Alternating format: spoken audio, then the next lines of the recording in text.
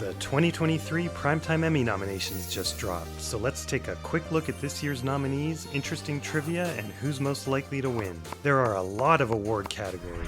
These are the main ones, grouped into 6 different genres, but there are over 100 categories total. From casting to sound mixing to outstanding prosthetic makeup, lots of disciplines are honored. Most will be presented at the Creative Arts Emmys ceremony about a week before the main broadcast on something called FXX. And these are just the Primetime Emmys. This list doesn't include the Daytime Emmys, Children's and Family Emmys, Sports Emmys, News and Documentary Emmys, Engineering Emmys, International Emmys, and Regional Emmys. Lots and lots of Emmys. So much content now, it's like there's billions of shows, everyone's trying to keep up. It's kind of suffocating. Even for those Primetime categories, only about 25 are presented during the awards show live broadcast. Of those, we're going to take a look at the biggies, and heads up, there will be spoilers. First up, Comedy, supporting actor in a comedy series. Brett Goldstein won this category the past 2 years in a row, but I don't believe a third win is happening. Henry Winkler has been nominated for every season of Barry and won once already. That tracks. This is Anthony Carrigan's third nomination, but Tyler James Williams, who won a Golden Globe this year, is the frontrunner and my pick to win. Notice that there are only 7 nominees. With some exceptions, the number of nominees is determined by how many submissions there are. If there are 20 to 80, there are 5 nominees, 81 to 160, there are 6, to 240, there are 7, and for more than 240, there are 8.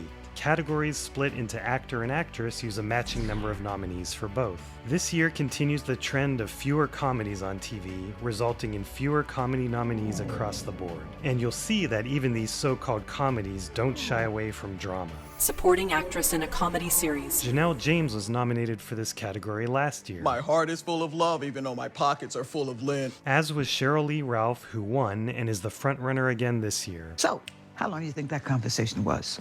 Let's just round it up to 15 minutes.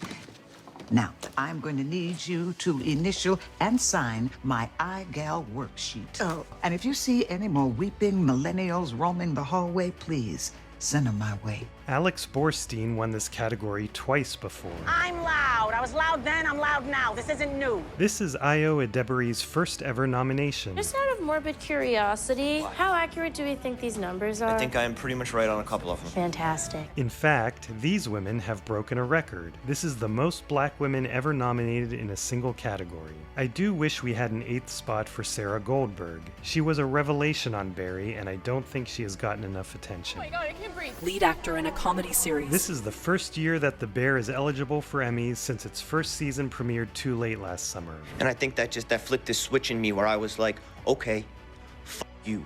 Watch this. Jeremy Allen White is the heavy favorite, and I believe he'll win. I see. Sorry, Bill, this is such a strong group, even though it stretches the definition of comedy. Jason Sudeikis won last year, but I just don't see that happening this year. It's great to see Martin Short honored, as I think he's the best part of Only Murders in the Building. Wonderful things for you to work out in therapy. Lead actress in a comedy series. This is Rachel Brosnahan's 5th nomination in this category, one for every season, and she's won once before. This is not enough.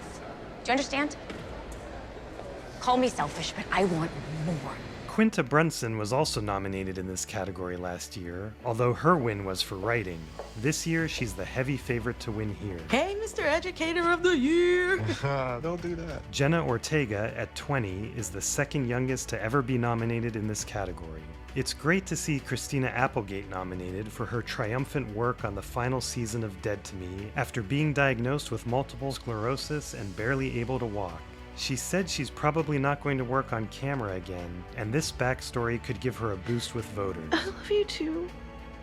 So much. By the way, this is a comedy? Writing for a comedy series. I consider the Writing Emmys to basically be the award for the best episode on TV this year. Abbott Elementary submitted 3 episodes for consideration, but shockingly none made the list. They're not gonna give it to you then, because you can't choose when people acknowledge you. Like most new shows, The Bear submitted just its pilot, System, and its inclusion is no surprise.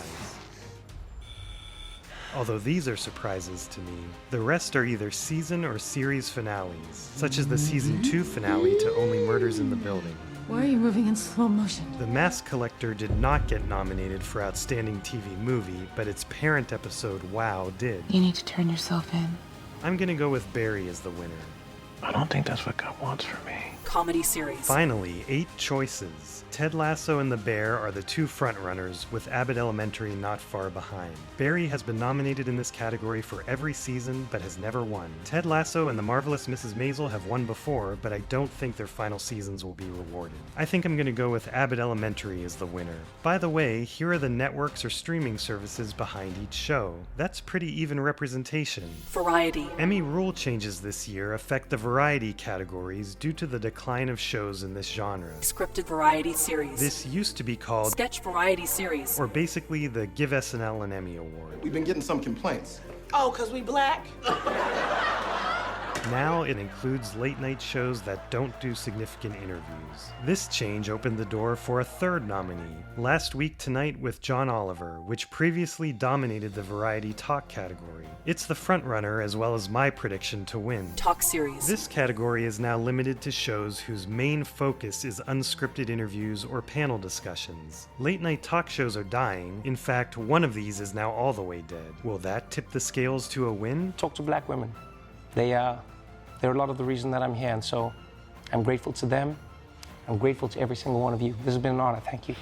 I don't think so. Colbert is the frontrunner and my prediction as well. Drama. Should we just call this Succession versus The White Lotus. Supporting actor in a drama series. 4 Succession versus 4 The White Lotus? I guess there's no concern about splitting votes. Matthew McFadden is the clear frontrunner and my prediction. Just look at how he can act sad. I'm sad.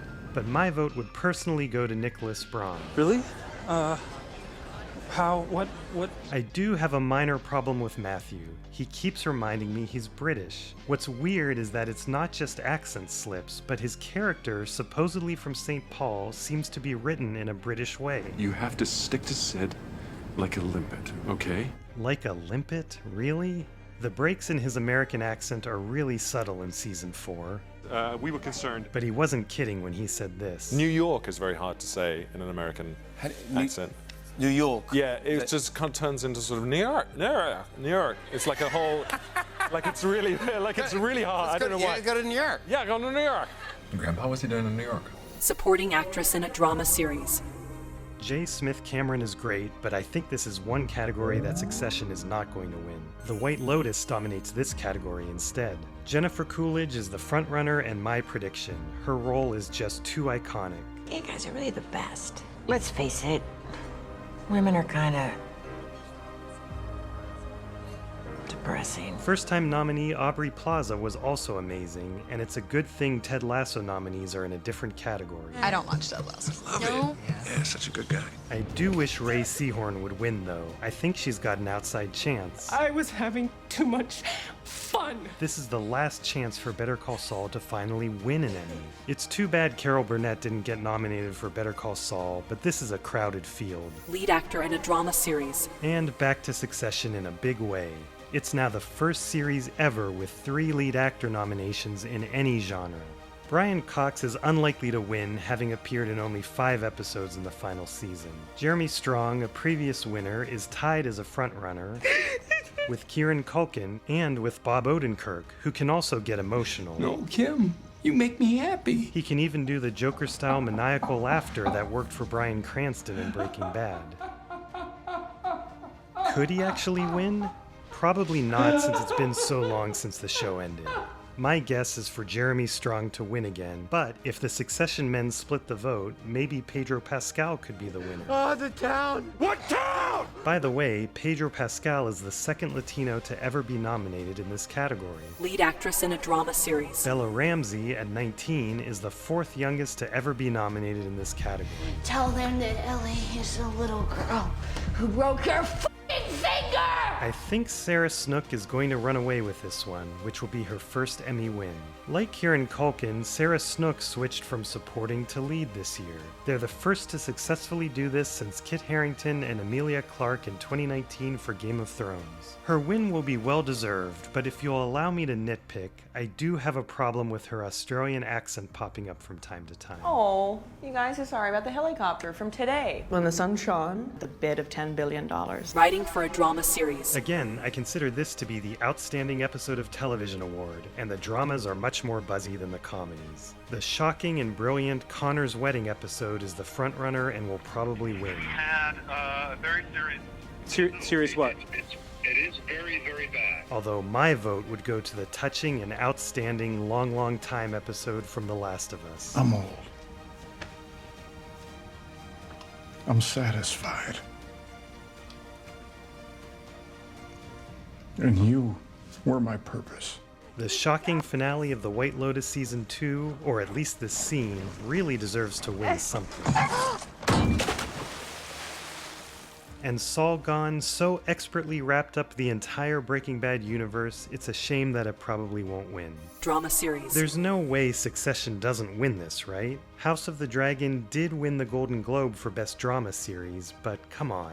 The Crown continues its streak of being nominated for every season, and Better Call Saul finishes its run with the same honor, although once it loses, it will set a new record for most outstanding drama series nominations without a win. And here's a look at the networks or streaming services behind each show. With 4 nominations here, HBO has tied the record for most by a network in a single year. So what do you think about this year's nominees? Any big snubs? Do you disagree with my predictions? Let me know.